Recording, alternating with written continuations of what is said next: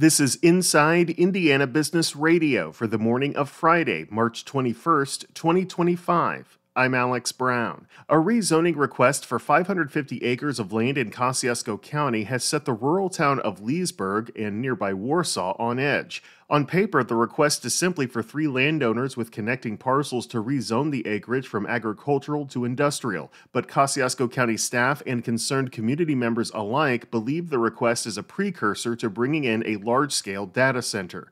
Kosciuszko County Area Plan Director Matt Sandy says such a project puts the region at odds. When you look through our plan and just the history of decisions and guidance, that's where ag has just played such a strong part in trying to preserve it. But that being said, we also are a very conservative county that likes development. We want to see that growth. So yeah, this one puts it right to the test. While there are no specifics, opposition to the idea of data centers has emerged with an online petition opposed to the center, garnering over 1,000 signatures. Indiana University Northwest on Thursday announced Eric Jackson as the next chancellor of the Gary campus. Jackson currently serves as provost and senior vice president for academic and student affairs at Minnesota State University, Moorhead. He succeeds Ken Iwama, who was named vice president of regional campuses and online education at IU last May.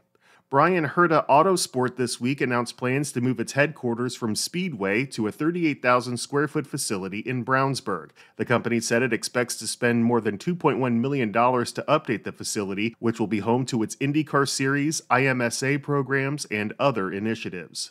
From the number one source for Indiana business news, this is Inside Indiana Business Radio. To succeed, you need to stay informed. You need to be engaged. And let's face it, you need to set yourself apart from the rest by connecting with a company that brings you the best. Because in today's environment, business is an ever-moving target, and we'll help you chase it. IBJ Media. The best of business is in us. Get started at ibjmedia.com/youngprofessional. The Seventh Circuit Court of Appeals denied rehearing Tuesday of a case challenging Indiana's ban on gender-affirming care for minors. Here's Gary Dick. The denial means the ban remains in effect while litigation challenging the law is still pending before the U.S. District Court in Indianapolis. The case has been stayed pending the results of a similar case out of Tennessee that is pending before the U.S. Supreme Court. That case challenges Tennessee's law banning gender-affirming medical treatments for minors. Indiana has a similar law. It prohibits physicians and other practitioners from knowingly providing gender transition procedures to a minor and from aiding or abetting another physician or practitioner to do so.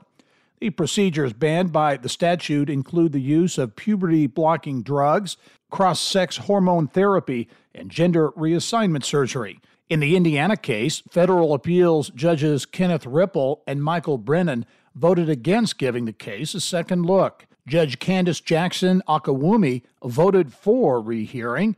Indiana Attorney General Todd Rokita said on a post on X that the decision is a huge win for Hoosiers. The ACLU of Indiana told our partners at the Indiana Lawyer it is looking at all available next steps. This is Gary Dick for Inside Indiana Business Radio. Evansville-based Shoe Carnival is planning to rebrand a large number of its existing stores under its Shoe Station umbrella, the company announced in its annual earnings report this week. In the last fiscal year, the company closed 10 underperforming Shoe Carnival stores and reopened them under the Shoe Station banner. The move resulted in a 10% growth in sales and profit, according to the company. As a result of that success, Shoe Carnival said it will transition 175 stores to the Shoe Station banner over the next 2 years, with the first 50 to 75 stores being completed in the first fiscal year. The footwear retailer acquired Alabama-based Shoe Station in 2021 for $67 million and says the brand has been the industry's fastest-growing retailer for the past 2 years. Pattern Inc. Executive Director Polina Osharov is this week's guest on the Business and Beyond podcast with Gary Dick, presented by PNC, a weekly conversation with high-profile Hoosiers in business, sports, and entertainment, and beyond. Available now from your favorite podcast provider. I'm Alex Brown for Inside Indiana Business Radio on Demand.